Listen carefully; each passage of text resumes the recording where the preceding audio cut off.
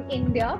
I just wanted to mention right at the beginning that we are also streaming this on our YouTube. So, we will share that link with you later for people who haven't been able to access the session fully, or you want to listen into it later on.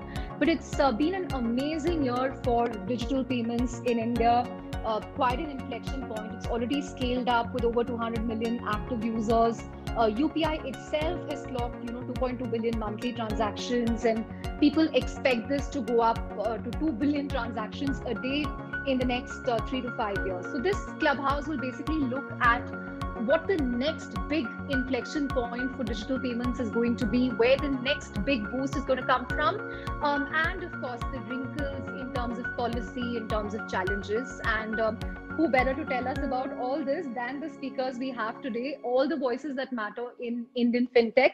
So we have Dilip Aspe, the CEO of NPCI, which operates payment rails such as UPI, IMPS, Aadhaar-enabled payment services, and so on.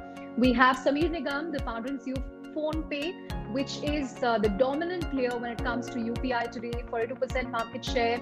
We also have Harshal Mathur, the founder and CEO of Razorpay, which is again one of India's leading payment gateways. He also has neo-banking ambitions through Razorpay X.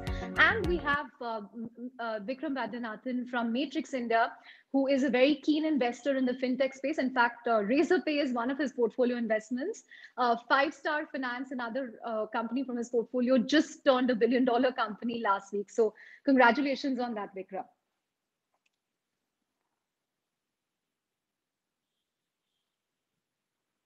Dilip, do you want to go first? Take us through the year that was, what the next inflection point is going to be. Yeah, thanks, Chandra. Obviously, you have the practitioners here, Harshal and Sameer. So I'm sure they would represent much better view than I'm going to speak about. But obviously, last 1 year has been a lot of ups and downs, and fairly rough year for all of us. To kind of deal with the pandemic, at the same time continue the payments rail up and live. And obviously, the efforts cannot be seen from outside, but has been a lot of tough and rough ride for all of us. And I must say that a lot of support from government and RBI to weather this pandemic. And obviously, the employees, I think the biggest learning of this pandemic is, the real stakeholders for any organizations are its employees. And the employees can help you weather anything. And I'm sure Sameer and Harshal both will echo what I'm saying. And I think tremendous, I'm very proud to be in NPCI, where employees kind of took this challenge. They fought well with this pandemic to ensure that the payments rails are running. Obviously, looking at, the future is bright, as I always think. And, many changes, future changes will change the way the payments are done today. Obviously, the one part I look at it as the change of technology. The technology has been changing, and I'm sure the many new technologies like AI, blockchain will have a crazy impact on payments. And 2 years, 3 years down the line, obviously in a 6 to 12 months, it may not have much of the impact. But I think next 3 to 5 years, the AI and the blockchain and the similar technologies will have a IoT will have a huge impact on the way payments are made. The second thing I look at, there are fairly very large changes in the policy landscape, and some of them, if you look at the standing instructions, the recurring payments, the limit of that to take it to 5,000, it's a great move by RBI, and I think 90% of volume actually comes below 5,000 rupees transactions, and technically the customer experience is going to change dramatically. So some of the policy changes like this, the online dispute resolution, which has been launched by RBI, which is again a great game changer. The PIDF, the Payment Infrastructure Development Fund in the tier 3 to 6. Today the digital payments is a urbanized movement. And I believe that, with PIDF, I think we can expect the next 3 to 5 years, we will see a huge impact, grounds up, from rural India in that sense on digital payments. So I believe many changes, and I think let's speak about it, Chandra, in this session. These are the things which I believe are going to change the landscape in next few years. Right. In fact, we will be taking questions from the audience as well. And a quick hi to everyone. I see a lot of familiar faces. So, hello, Monica, Miten, Sanjay, Rahul, Zishan, Srivatsa Krishna. Sameer, I want to bring you in next. First of all, thank you so much for making your debut on Clubhouse and joining us all the way from Kashmir. So, Sameer is actually on vacation this week, but we somehow forced him to do this session for us. Thanks for that, Sameer. Thank you. Thanks, Chandra. Using And new engagement and communication media is often more challenging than climbing mountains. So thank you for getting me over the hump. right. And Sameer, what's the next big inflection point going to be according to you? You guys are already at 42% market share. Of course, NPCI might spoil that party for you in the next 2 years. But what would you like to say?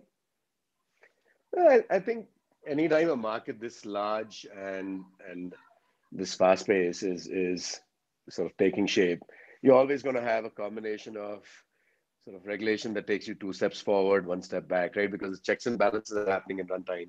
So I think I'll start by echoing first what Dilip said. I think standing instructions is going to be another really big vehicle of change, because a lot of use cases that today people use cards for, I think UPI is opening up for. I think that's going to be super exciting in 21. Personally, I think coming out of COVID, the two biggest, I think, pluses we've seen, when the second lockdown ended and they started identifying these sort of green zones, red zones, as you might well remember, we found that most of the zones that were green were in the rural area. And we started sort of acquiring merchants in the rural areas, working with the government on the CSC side and a few other agencies. And I am actually blown away by how fast people in the tier 4 and beyond areas, in the rural areas, are adopting digital payments. It's actually at a stupendous rate. So that's one. I think that'll continue for the next couple of years. So I think digital payments will truly sort of start catching up with telecom over the next 3 to 5 years. Just rate of adoption is phenomenal. I think the second thing that I'm looking forward to, besides SI, I think the scale of just infrastructure development. I'm hoping that is something we know that the RBI is looking at very, very seriously. We know that the PA guidelines, the NPCI guidelines, a lot of these recent changes, they all geared around making sure that services run 24/7.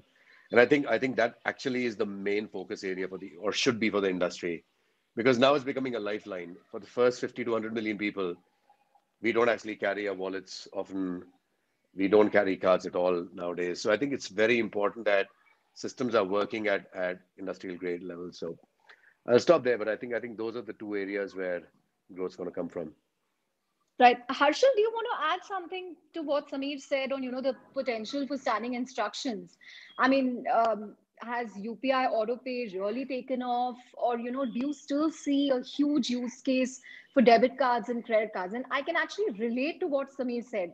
It took me 6 months to even reset my debit card pin because I simply stopped using it. You just take your phone outside, at least in Bangalore, QR codes have become ubiquitous. So what do you think about this? Or is there still a very strong use case for cards? So I think, Chandra, last 1 year has definitely been a tremendous year for digital payments. I think we all saw the challenges that Dilip mentioned, but at the same time, I think the kind of adoption that we saw for digital payments, and from our vantage point, we saw a very deep adoption in the SME space. A lot of small merchants and businesses started using digital payments for the first time.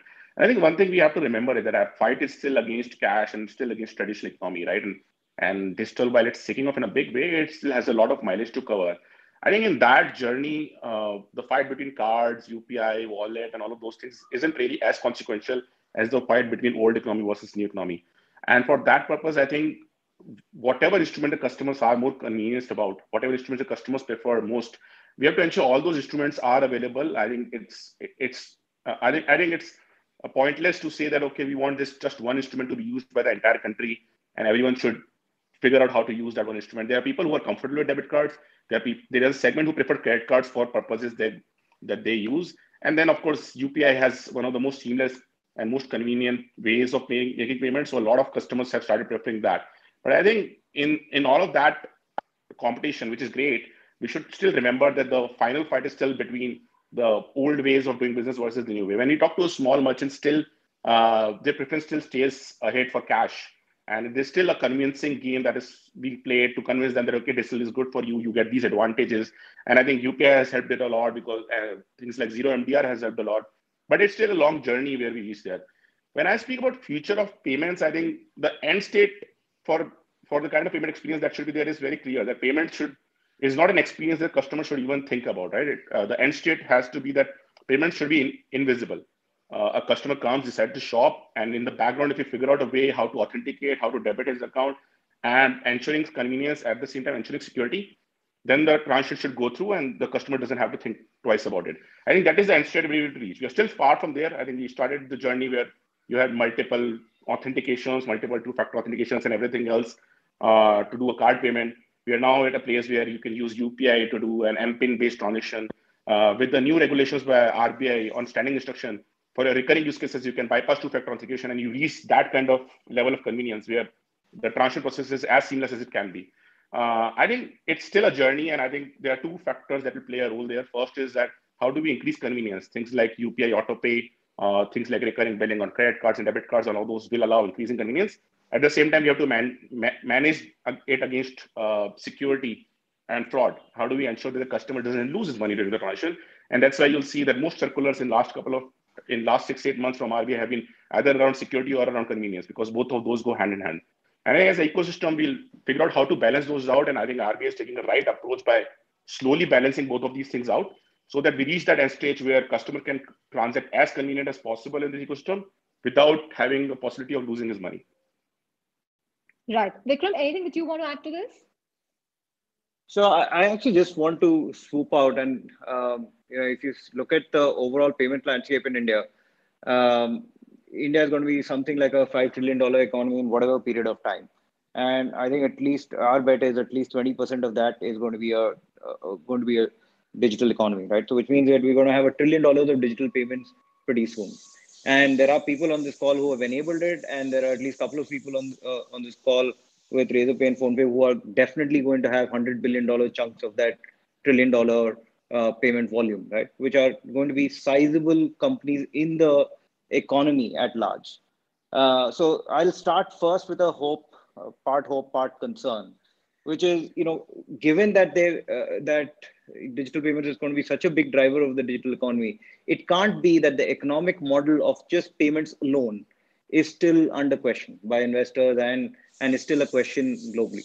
And I think where it hurts, where payments companies can't make money from payments alone, and they have to look for other revenue models, is that they don't then invest in security. They don't invest in future innovation in payments and so on. And we all know that there is a top payment player which could potentially be a security risk and so on.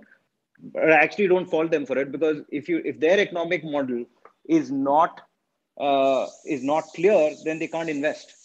And so far, at least, investors and both Razorpay and PhonePe have been very fortunate to have large investor groups who can actually fund them, and they're also fantastic founders who have figured out their revenue models. But everybody else, their economic model is still under question for payments, and for something that's going to be such a big pillar of the economy, I really think that needs a holistic solution. So it's part hope, but if I think of one thing that can set us back in this payments evolution that's already underway, it's that, right? That economic model cannot be under question or cannot have uncertainty. So that's one. I think on the things that we are excited by, and where, with this big $1 trillion in digital payments coming, where do we think that we can make investments? I think the first thing I would echo is what Samir said, which is actually investments in infrastructure, because none of the financial services infrastructure that was created before 2015, let's say, or before NPCI came into existence, was ever created to have this kind of concurrency in terms of users and in terms of transactions. And that's just going to explode 10x soon, 100x in the future. So we think there is going to be a whole breed of fintech companies which are going to rebuild the underlying infrastructure on which the financial services ecosystem is built. So that's one thing that we are super bullish about. I think the second, and I think Harshil alluded to this, is that there is an explosion where SMEs have just come in to the digital payments ecosystem, and it's predominantly retail payments with consumers paying SMEs. But the larger payments ecosystem is what is the B2B supply chains, and all of those supply chains still run on cash, still run on checks, some NEFT, and so on. And so there has to be a digital payment solution for them.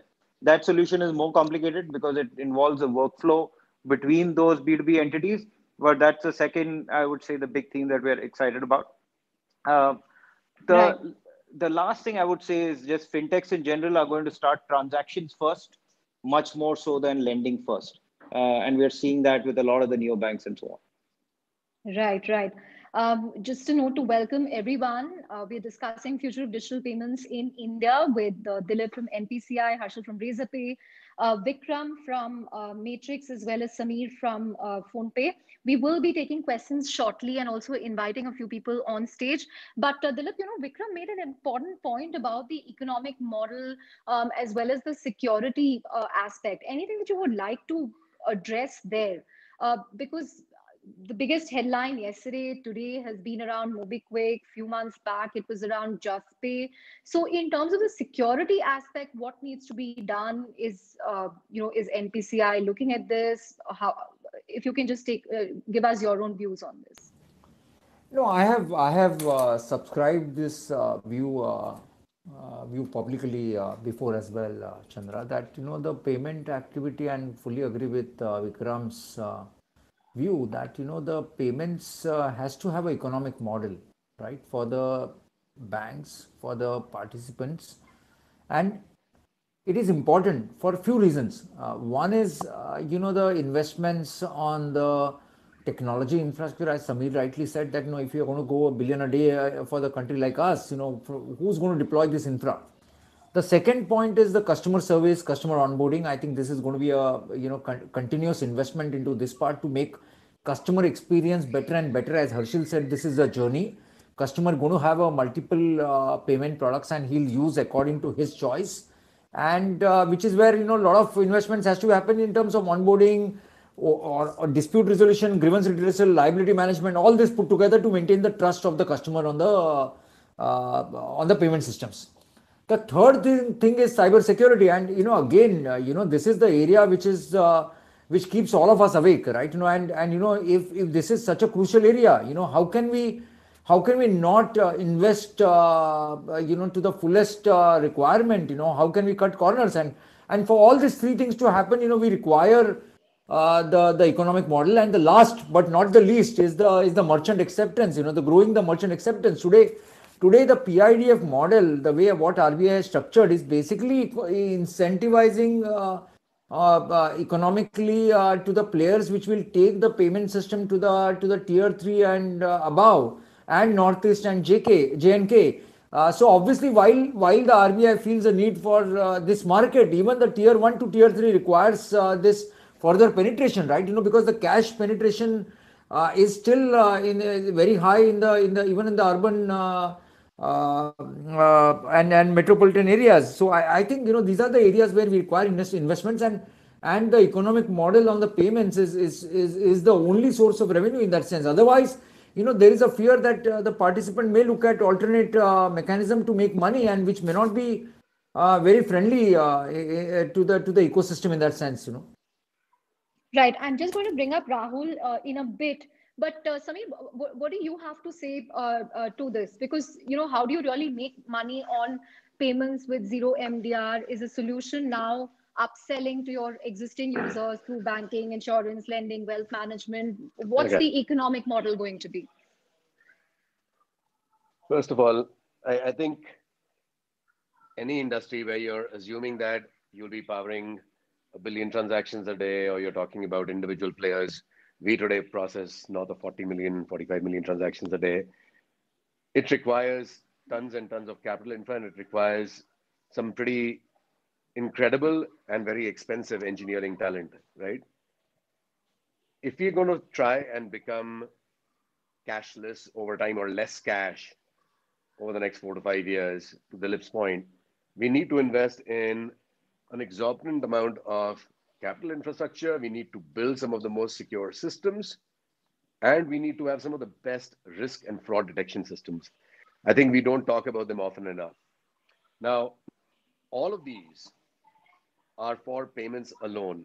So any notion that people have that, oh, you'll get digital payments at large scale and therefore you'll start being able to actually do banking and insurance and other things is foolish. It's foolish because you don't get banking and insurance licenses on tap today.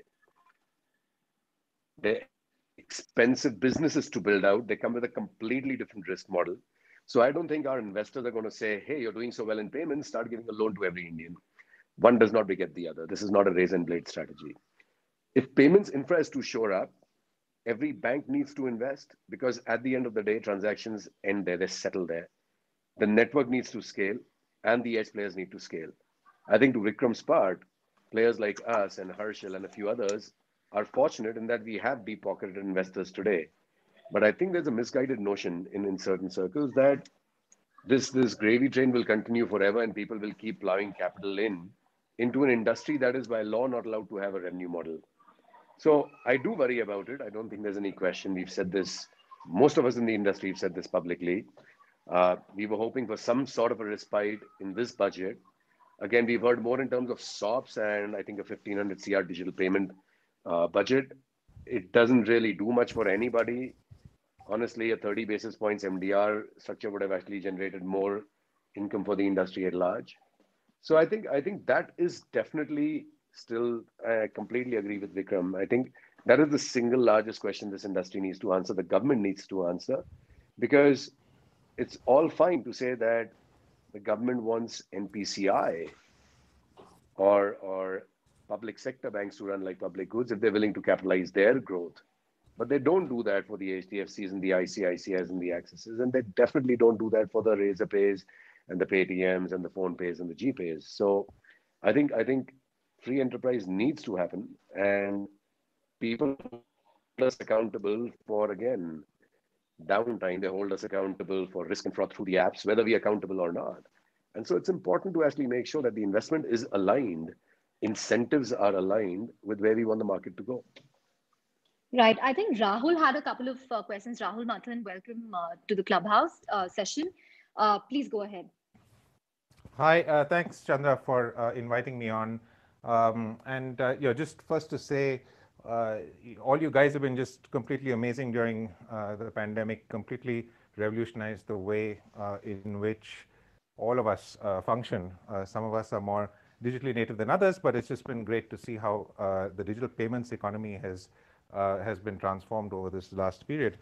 I actually had just a couple of questions and then I'll step off the stage. One was, and I'm not aiming it to anyone, just the concept of NUEs and how that's going to disrupt what it is that all of you guys are part of a particular system. What do you guys think of the new umbrella entity concept and how it's going to apply to all of us? And I guess the second question is maybe a little more far-fetched, but maybe not so much, given that there have been some announcements about it. But Dilip mentioned blockchain, and do you think that we will be having any time in the near future a CBDC or a central bank issued digital currency? China's made great strides in that direction. And this may, I'm thinking more like, is this a way to get cash to people who don't have bank accounts? And from that perspective, would that be the sort of thing that the people on this stage are best equipped to do, given that at that point in time, you will be independent of the bank account? This is Rahul Mathan, and I'm done speaking. Right.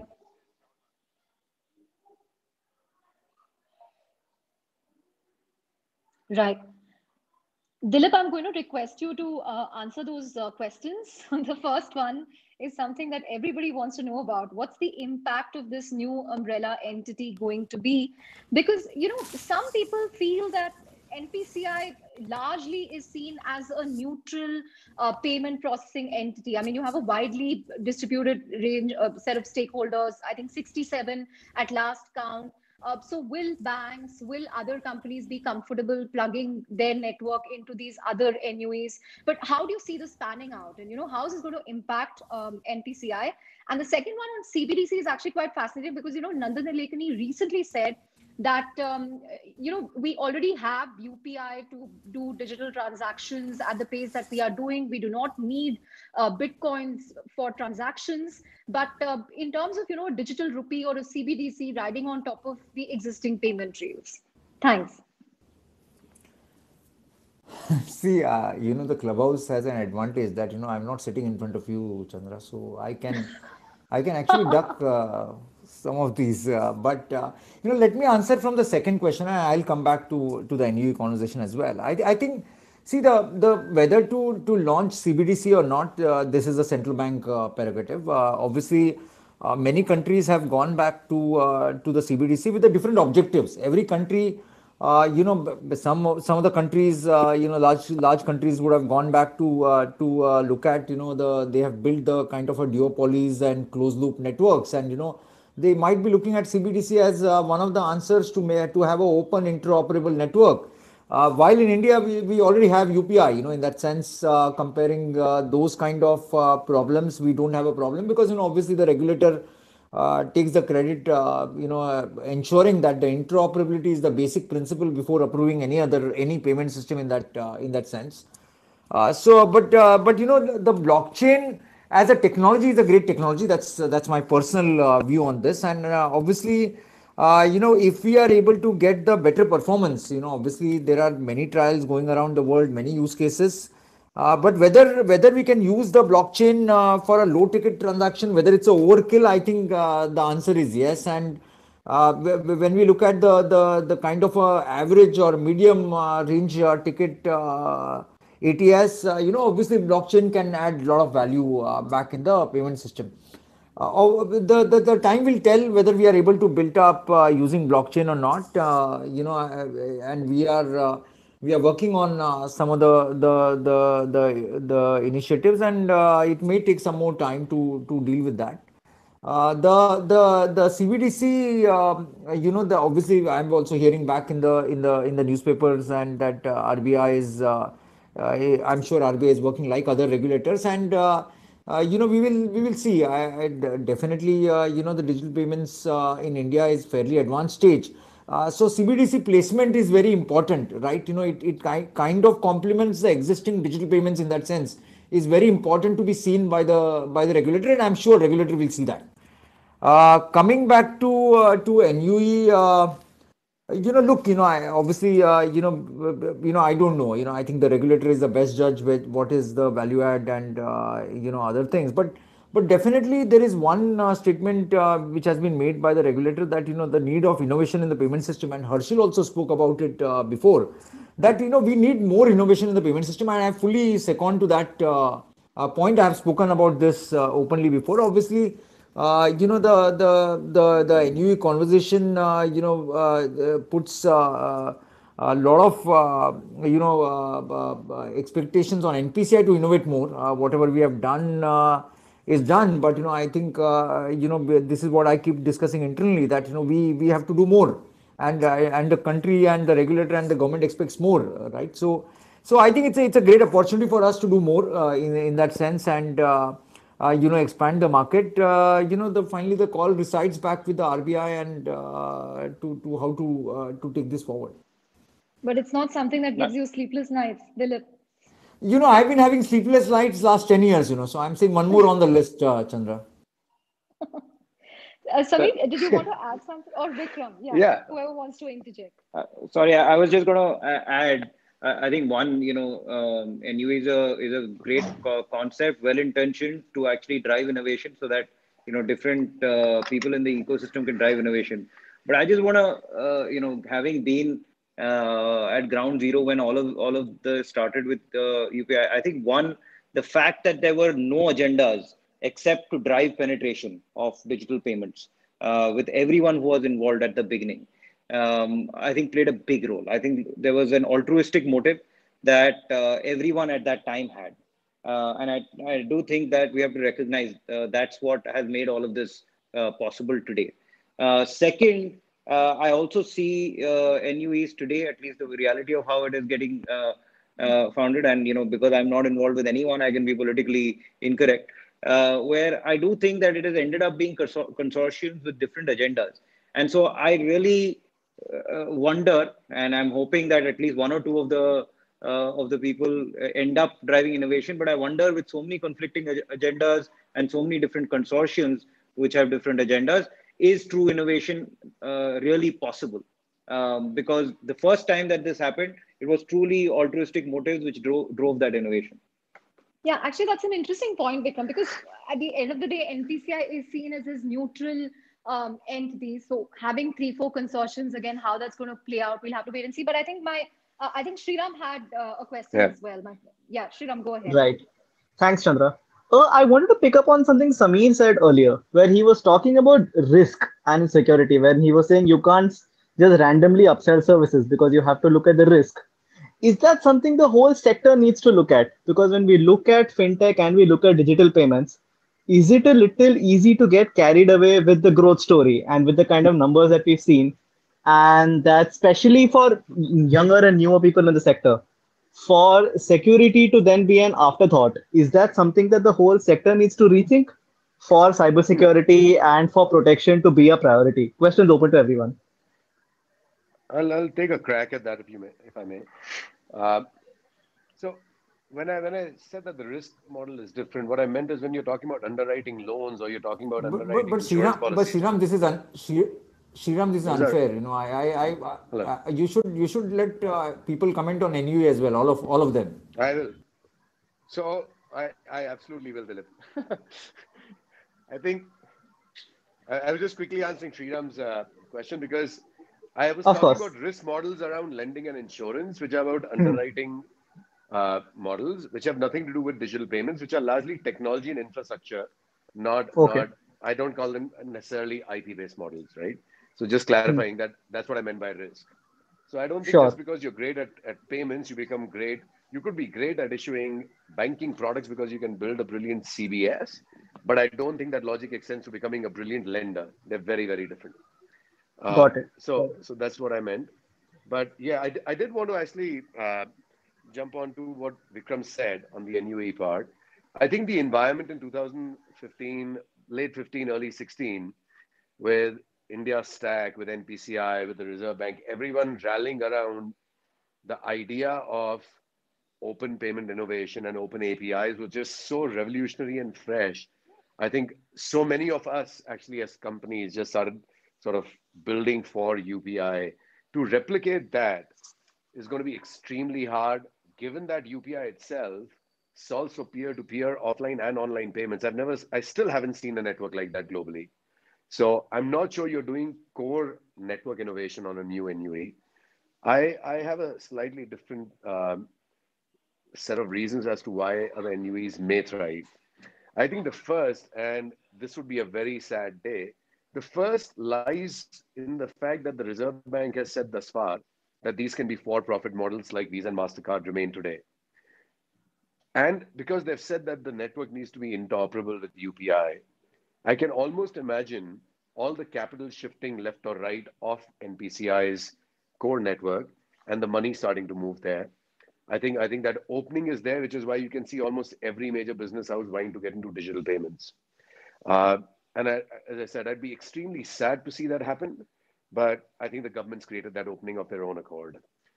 Second, I think there's a belief somehow that another NUE or set of NUEs will sort of really help us innovate on a lot of use cases. Again, I think retail payments, even the list of initiatives NPCI has, the market's not able to catch up. I mean, NPCI at the network level is already live with mandates and so many other things. They're super quick guys. So I think we should give them a round of applause. I don't think they get enough of it in India. Um, so I think an NUE, for example, if they'd said focus on B2B payments, I would have said that sounds really, really interesting. A limited use case like stock exchanges, that is one we'd heard of early. NSE, we'd heard of NSE as one of the possible candidates early on. I didn't see them in the final list of candidates. That surprised me. I think all the names we are seeing, the consortiums that we are seeing right now, are by definition a slice of the digital payments market today in terms of acceptance points or application players. And therefore, I think, again, by design, it's going to be virtually impossible for any one of these NUEs to convince other participants in the market to join, given that there's a natural advantage to the person building the network because they're also operating on the edge. I just don't think it'll be easy for any of these consortiums as they stand to convince everyone else in the ecosystem to join. NPCI is not considered neutral. NPCI is neutral. They are a neutral network because they don't play on the edge. And I think that's not being looked at enough. So as I said, I think I'll close again by saying, I think financial motive might lead to success because everyone migrates. I hope well before that ever starts happening, the government does actually sort of reassess its current position or stance and make NPCI's business model viable. And the most exciting thing I've heard in this whole NUE business was the regulator saying that, hey, there may be a case for NPCI itself to become for profit. And if that happened, I'd be sending Dilip a nice bottle of champagne saying, well done. Dilip, are you looking forward to that? Bottle of champagne? Certainly not. But Dilip, quick question before I forget. The guidelines last week with respect to market share caps, this is something that was well awaited since November. But when it came, people were still a little taken aback with the way it's been implemented because users will not be able to choose a popular app. They might have to settle for an app that wasn't their first choice. So you're taking away the choice of users. Could you have done this in a different way? Deepak Abbott, for example, suggested, couldn't you have perhaps done this by bringing down the number of transactions from 10 to 7 or 8? So just wondering, will you kind of look at this again? Could there have been another way of implementing it? No, Deepak Abbott can help me actually structure the guidelines. I have no problems in he coming and supporting us in that sense. But see, look, I'm just saying that, see, today, this is a risk view, right? So obviously, I fully understand some of the comments coming on market interference and other things. There is absolutely, those are absolutely correct. But, there is a need for NPCI to take a risk view because we have seen the failures in the market, and somewhere, we believe that the UPI is in a position that UPI never fails. I think that is the primary responsibility of NPCI as a network operator. So if the situation of UPI never fails has to come, it has to come by certain risk management measures, and this SOP market share is one of them. And while we have looked at the RBI controls the issuer side, the concentration risk, there is already the PSP banks limitation and the rules what we have laid down. We have always spoken to the market, to merchants, to have a multiple relationship so that the one acquiring bank failing, the transaction do not get stopped. So obviously the only thing which was left out, which was TPAP, which we have tried to address. Being said that, Chandra, we believe in a consultative process, and while we may not have done an open public consultative process, but we does have a steering committee mechanism. We go back very frequently, and NPCI is not close to the idea. Certainly, and I have spoken about this before, that if our belief is the market share should balance out with the new players coming in and the existing players growing up more, and our assessment is if the denominator grows, obviously everybody has a chance to play out in a big way, and And if our market, if our circular actually ends up in actually the kind of curtailing the growth of UPI, obviously NPCI has put up in that circular that we'll continue reviewing this, and we will certainly go back and take the guidance from the RBI if there is a change in approach required. But our belief is, as of now, we don't see any reason to that to happen, and our belief is it will balance out. And what Deepak said, obviously, the players can do that by themselves. I think the players can actually cut down the promotional activities, the kind of gamification or the rewards, those kind of things, and only kind of get a genuine transaction to ensure that the volume market share is maintained in that sense. So the genuine transaction is not impacted. So what Deepak said, okay, actually it is well within the rights of the TPAPs to deal with this. We have not stopped TPAPs to have the rules and regulations for their customers in that sense. Sameer, is that something that you will look at? Perhaps, instead of sending a message saying, "Dear new user, we cannot onboard you," you would rather limit the number of transactions for existing users. So, I just can't imagine a world where I'm telling a consumer, start using digital payments for all walks of life, leave your wallet at home. Oh, by the way, stop shopping midways because you're out of transactions. That will never happen. But I understand where Dilip's coming from. We've obviously had tons of discussions at the steering committee level with NPCI. See, I think he's spot on. There is a concentration risk that nobody wants to deal with when you talk about 1 billion transactions a day, when only 1 or 2 players are being used. That said, I think we asked this question, and I've still not heard a good response. And it's not obviously Dilip's to answer. It's more at the regulatory level. We've never applied that threshold when it comes to banks. SBI still accounts for 50% of transactions at the UPI level. So I don't think that alone justifies why we are doing it, but I understand why the need exists. That's point number one. So I'm conflicted. As an engineer, I understand that there is systemic risk on accumulation of users at the application level. I'd be a hypocrite to say there isn't. As an entrepreneur, I think it sucks that the most popular apps can't be used at some point by somebody else. Number two, I think at the end of the day, this circular, I'm assuming, is predicated on the fact that new people keep entering because it is an interoperable network. Now, here lies the challenge. In a zero MDR environment, we stopped putting or investing any cashback. We stopped in 2020. You can go back as users and check. We give rewards. We get flack for giving rewards because they're not personalized, because we don't use a lot of data either. So we stopped giving cashback a year ago. With this circular, at some point, we'll stop investing in marketing on big events like IPL, etc. Because if you can't acquire users, you can't really market for the long tail. So this year we are back on IPL, but next year we'll probably have to stop. Which begs the question, if the biggest players in a category, which is still only covering about 200 million, 250 million active users, stop being incentivized both on the earning side, because you can't make money by law, and on the growth side, that will seriously jeopardize, in my mind, investments flowing in. And I think that's really the question to ask. If MDR flows in and there's revenue to be had, I believe new entrants will come, and the 30% hurdle will not be a problem anymore because, well, if there's a lot of money to be made, as Vikram said, there's trillions of dollars of flow, there will be 3 or 4 phone pays and Google Pays competing for that space.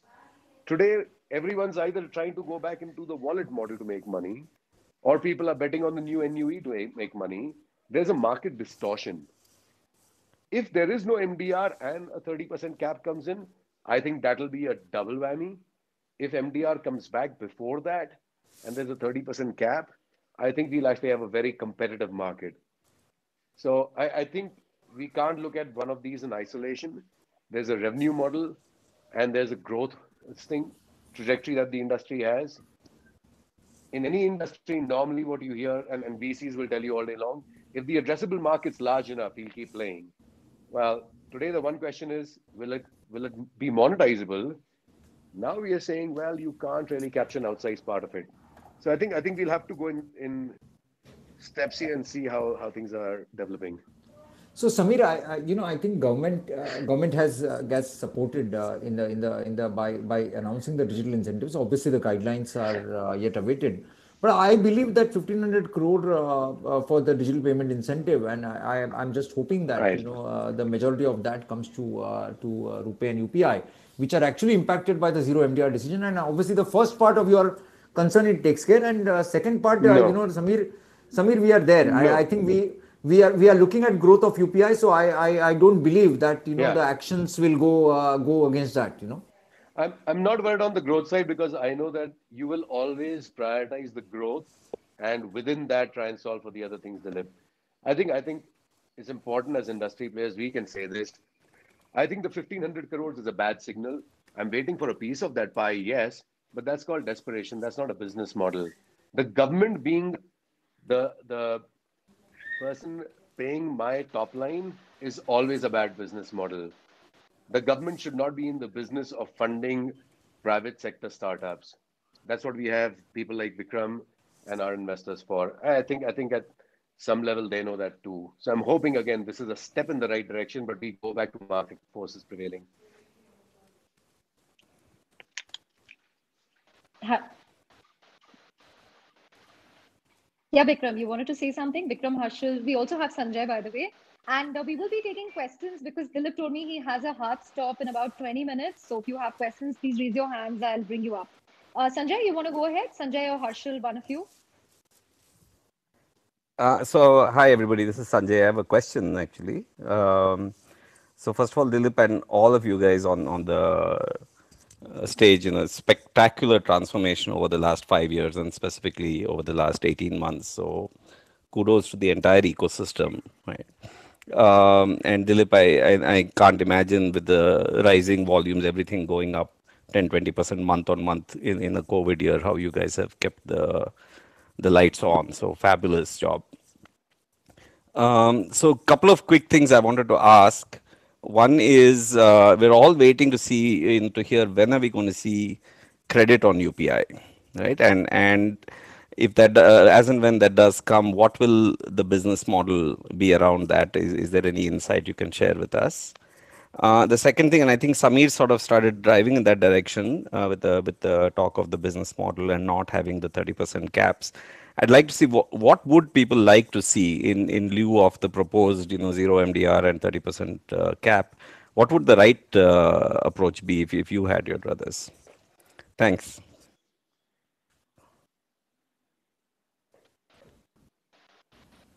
Hi Sanjay, long time, and see, I think I'll go for the second question first. I think the reasonable MDR is reasonable MDR collected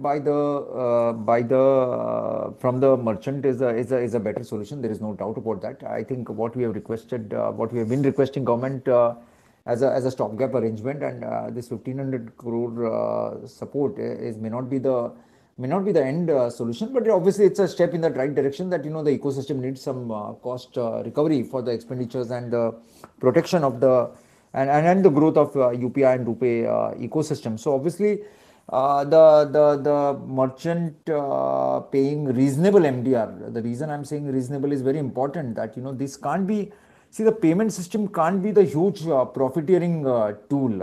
It can't be loss making, but it can't be huge profiteering. I think that's the point where there are many amendments in the various developed countries as far as whether it's a regulating MDR on the debit cards, regulating the MDR on some of the other payment modes has been fairly prevalent, and most of the times you would see that this regulation comes from the parliament route. This is what has been the empirical evidence.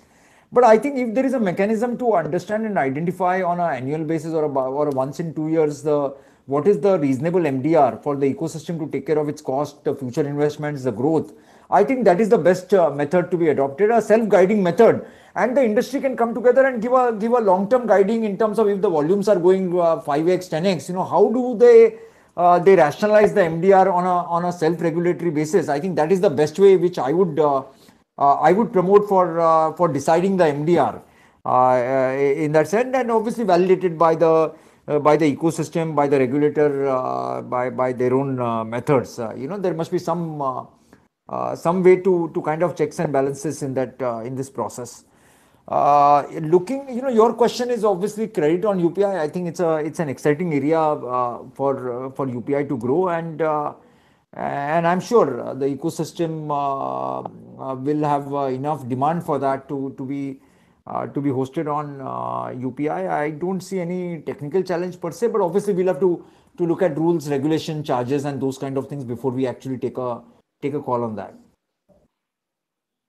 Harshil, you wanted to say something? Thanks, Ajay, for the questions. No, I think on the MDR piece, I think I would just add on to what Samir said earlier, right? Like the way MDR went away was very similar as well. Like we used to have MDR for a long time, and then initially government started reimbursing MDR, and when that happens, that is never sustainable, right? And then we ended up with zero MDR where the reimbursement stopped, right? So while the fund for promotion of digital payments is great and it is a step in the right direction, it is definitely not something that can sustain business models, right? I think people like Vikram and others are not investing in companies like ours to make money through government incentives, right? The idea is that someday free market will prevail and we'll be able to earn whatever the business wants us to pay. The other challenge is that like the single branded approach of zero MDR doesn't look at nuances, right? We operate in the space of online payments. And in online payments, like the customer is not saying that can I take cash instead of instead of digital payments because cash is cheaper.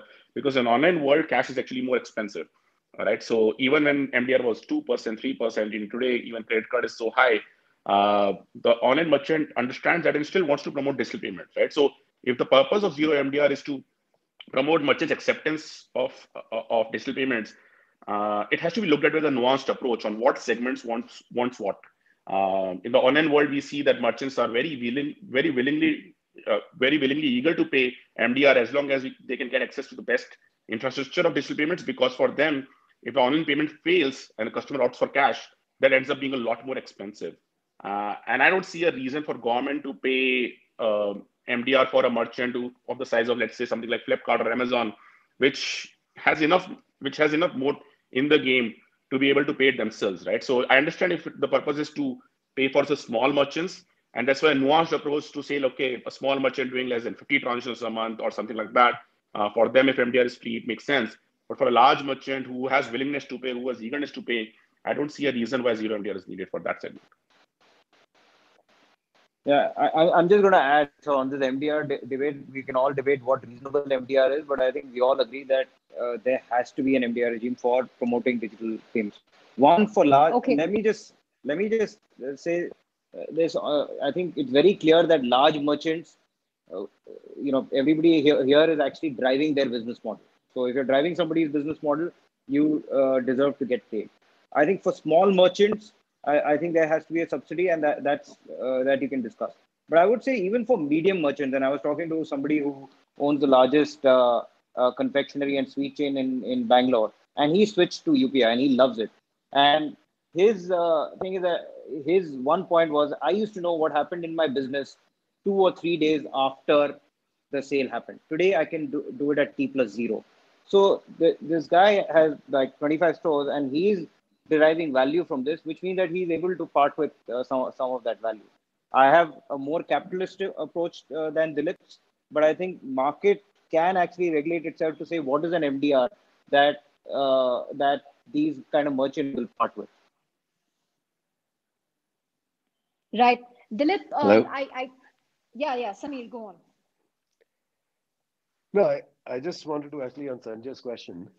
I just wanted to point to a sister industry called insurance, right? There's another regulator there. And it's a very interesting industry. If you look at payments, I think Dilip said something interesting. There's a queue in there. If the system's bursting at its seams, the answer is not another NUE. The answer is not everyone investing in all sorts of crazy initiatives. The answer might also actually lie in saying you can't incentivize silly transactions. That's been written for a while. Now, there are, in fact, if I understand correctly, I think 50 or 60% of transactions on UPI today are less than a couple of hundred rupees. So if you wanted to actually make sure that the industry scales well, we could start by regulation like IRDA has, saying you can't incentivize individual transactions. That is one way to make sure that people don't artificially go past the 30% cap. I'm fine, I'm saying this on record. If we were told you can't incentivize somebody to make digital payments, otherwise you can't go past 30%, that would be a bitter pill, but it'd be a bitter pill I can swallow. As long as bad behavior or unnatural sort of market behavior is being curtailed, I think that's totally fine. I think the network and the regulator should both have the power to do that. IRDA does that in insurance. Otherwise, people would be selling each of us COVID insurance with cashback incentives today. I get that. I think payments is a serious business. It's a regulated business for a reason. So I think there are many ways in which you can, in fact, incentivize people to make sure that the system doesn't artificially bloat. Uh, I think again, the MDR alignment is important because if you're making money and you're told that you need to behave yourself, uh, it's something that I think a lot of startups would be very, very happy with that balance, right? It's like trying to get a banking license. If the regulator opened up banking on tap, you know that there's a bunch of serious startups that will get in there that know that will come with a tremendous degree of regulation that we are not subject to yet, but it's well worth it as long as the incentive model is there. So I think these two can coexist. Right. Okay, I'm just going to invite a few people from the audience to ask questions. We have Priyam Prasad. Yeah, Priyam, do you have a question? Yeah, hi. Am I audible? Yeah, you are. Go on.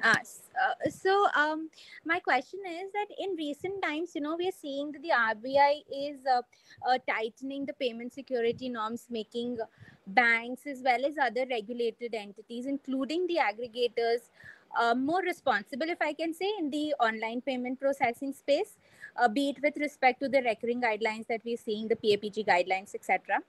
So, how are these guidelines and norms going to kind of fit in like a hand in glove, making sure that the end customers aren't affected?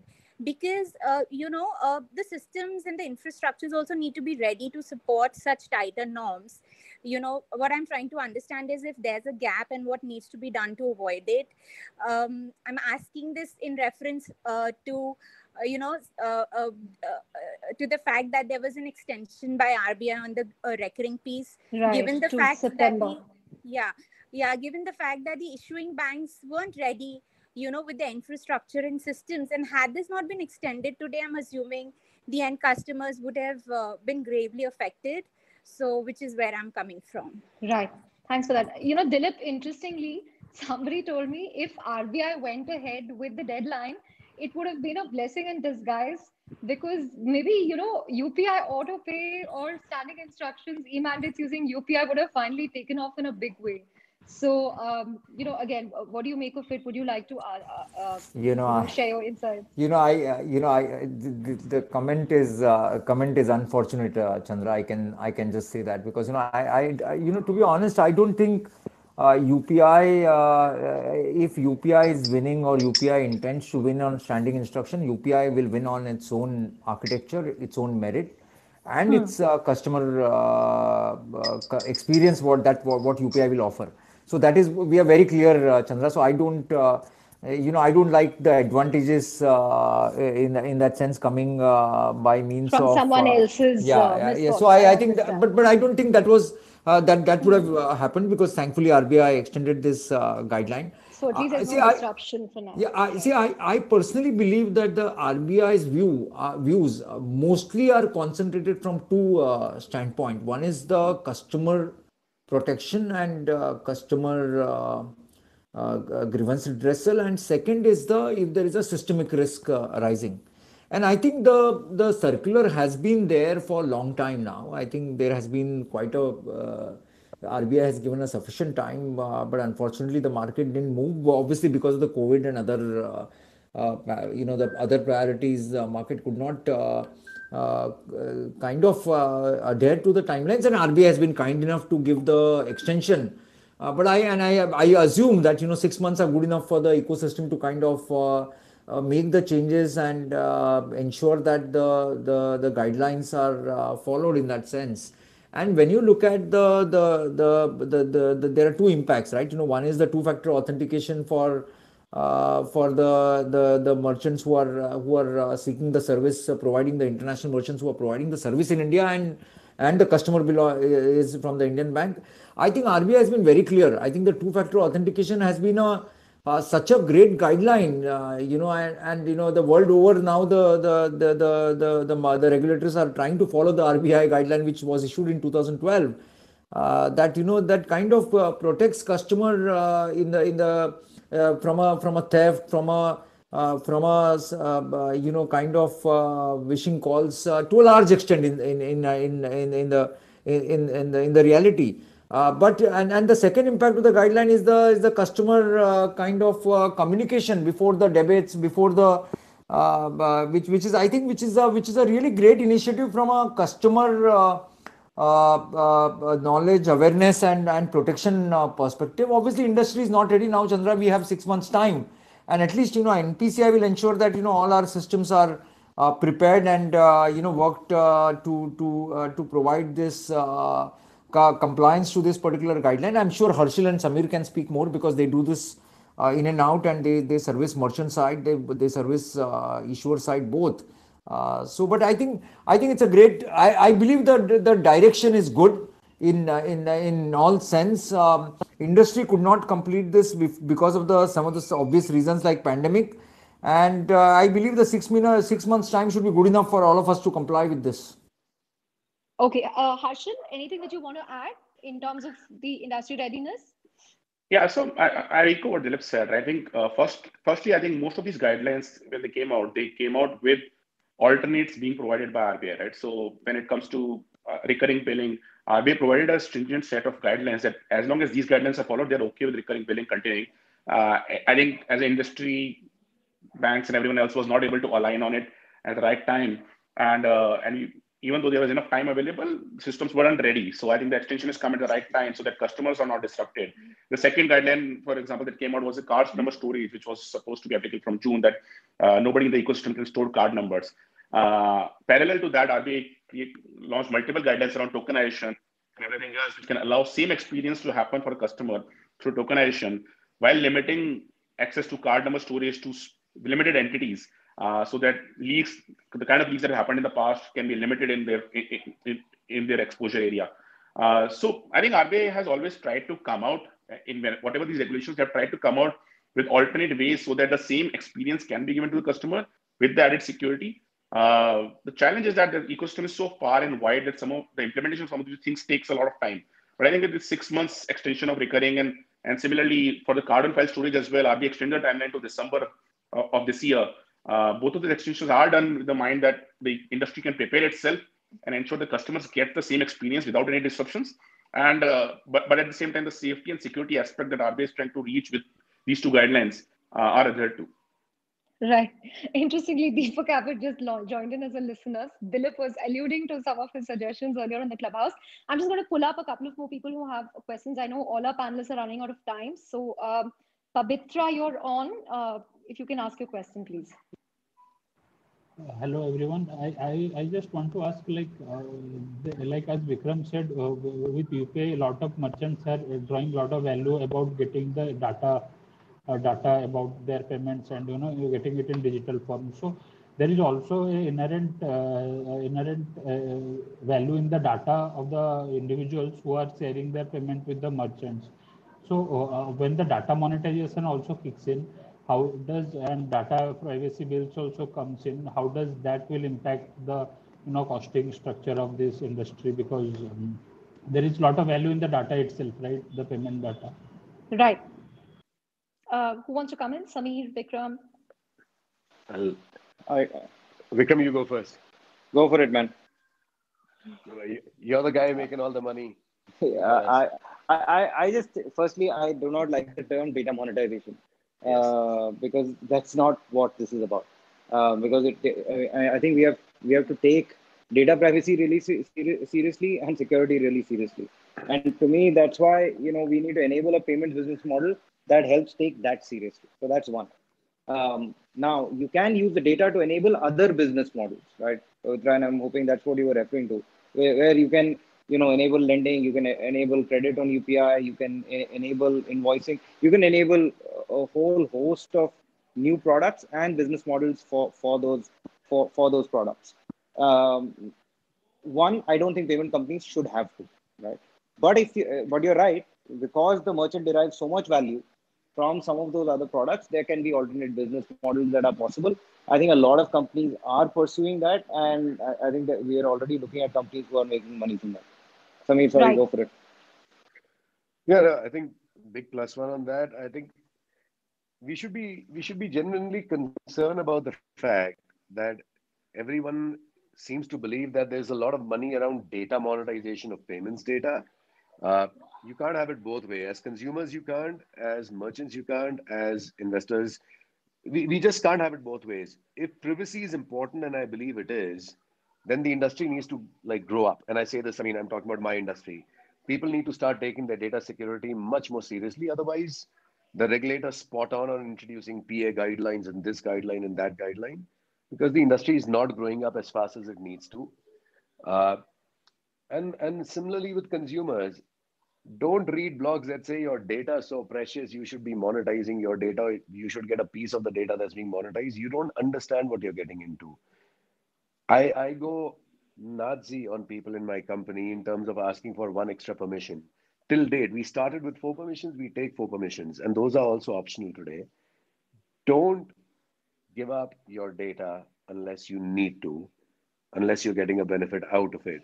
If you want localized incentives, give your geolocation. If you want to send money to a mobile number, give your contact book up. Don't give up 10 permissions. You're not doing any startup a favor by giving them a lot more data about yourself. We are definitely not charitable. We are not going to make money off it and give you money out of it. I think we need to really have a discussion around this whole non-private data business that was also going on. These things need to be nipped in the bud. Honestly, like these discussions should never start. You can't talk about taking an individual's data and say it's a collective good. No, it's not a collective good. I'm an individual. I have rights. I don't want my data out in the public domain. Don't tell me you can anonymize it. I'm a techie. I can anonymize it 10 times better than you can and still never anonymize. These are mythical ideas. Every industry should be able to make money for the core products that it sells. If there are adjacencies, like in any other industry, if you have a retail shop, someday you can sell your own ketchup. If I'm in payments, maybe I can use some part of that data to actually upsell lending products. But there are boundaries to it. I think we should be respectful of the boundaries and maintain privacy first. Right. I'm just going to take one more question from the audience and then get closing comments from all our speakers before they leave. Ankur, you're up. Hi, thanks, Chandra. Hello, everyone. This is a great panel, good conversations. Quick question today. I work in the payment space. Today has been an interesting day with RBI giving some more time when it comes to, recurring transactions as well as the PAPG guidelines. In one way, this is great that, a lot of startups, especially, the younger ones, get a lot of leeway in terms of building out their products and figuring out the right way in terms of how to continue working. On the other side, how do you see what is the real merit in terms of having so much regulation, which at the end of the day is also forcing a lot of startups on shop in simpler ways. So while I understand that, as I think Dilip was mentioning, that this is a very sensitive topic, payments is important. That's why it's so heavily regulated. And I agree with it. But on the other side, shouldn't the regulation be in a more merchant-friendly way or in a way which encourages more innovation rather than, makes life much more difficult? Yeah. Right. Thanks for that, Ankur. Dilip, you want to take that? See, basically the way I look at this, and it has to have a very strong connection of the law of the land and implementation of the law of the land. And I think while we have a long road there, that kind of puts up a little bit of a brakes to open up the space in a big way, right? Whether you look at whether it's a KYC compliance or anti-money laundering compliance, PMLA. So I think all of them kind of are required because today the fraudster actually it takes a long time to actually catch a fraudster and penalize him legally in the country. So I think it puts up an additional burden on the regulator to protect the common man who's trying to use the payment system as defined defined by the RBI. So in that sense, I believe, and see, look, I think it's a journey in my assessment, and I think things should ease out as the country is progressing on all the aspects. And I think these are the few issues, which we will see. And if you look at it that way, sorry, I missed the name who asked the question. It was Ankur. Ankur, but I think even with this regulation, I think India, if you look at the payment system, the most progressive payment system in the world, while the West is continue to look at NPCI in terms of innovation, what we have done in payment system last 10 years. I think even in this kind of situation, we must give a credit to the regulator and the government to build up such a innovative policies and promote the innovation in the payment system, that in spite of all the hurdles, we are still here where we are, right? And obviously long way to go ahead, but I must give a credit back to RBI to promote innovation, to kind of agree and approve and allow implementation of the payment systems what we have in India in that sense. Right. On that note, completely out of time, 8:10. It's been a fabulous discussion. So thank you very much, Dilip, Harshil, Vikram, Sameer, for talking about everything that made news in the last month, from guidelines to standing instructions to MDR to everything else. Any closing comments that all of you would like to share before I close the session? Dilip? No, I think for NPCI it continues to be exciting times, and we are very eager to bring up the developments and the new changes in the payment system, and I just hope that NPCI is able to fulfill the expectations from the ecosystem, the regulator, and the government to the mandate what it has. Right, Sameer. I think echo that. I think it's 4 or 5 years at least of very, very exciting growth in India ahead on digital payments of all kinds. I think, as they say, picture abhi baki hai. Lots of amazing innovation ahead. Party hone wali hai. Harshil? Yeah, I think last 1 year we have seen a very deep penetration of digital payments on the back of COVID, and in the pandemic, I think digital payments has proved to be a boon and helped sustain a lot of businesses which have probably gone out of business without having any physical interactions.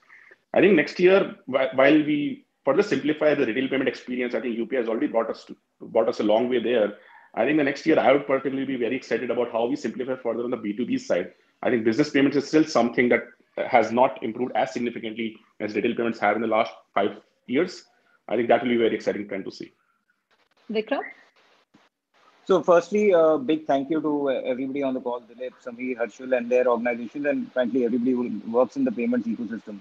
Because I think they've succeeded in converting all of fintech from the push product, where we had to tell people, please use a mobile to use your money, to mobile has become the number one way of having a relationship with money. So it's gone from a push product to a pull product. And for me, the logical end state is sort of where, if I look at market caps in the world, 5 of the top 10 financial institutions by market cap are fintechs, right? And I think that's the logical sort of midpoint for India fintech, and that's what I'm looking forward to. Right. On that note, thank you all very much. Thank you, Sriram, for being my co-host on this. Of course, this was a brilliant session. I'm so glad we had such great speakers. And thank you, Rahul. Thank you, Sanjay, for joining in with some very relevant and newsy questions. But thank you all so much for joining us on Money Control's Maiden Clubhouse. Hopefully, there will be many more. But thank you very much on that note, and have a fabulous evening. Thanks. Thank you. Thank you, everyone.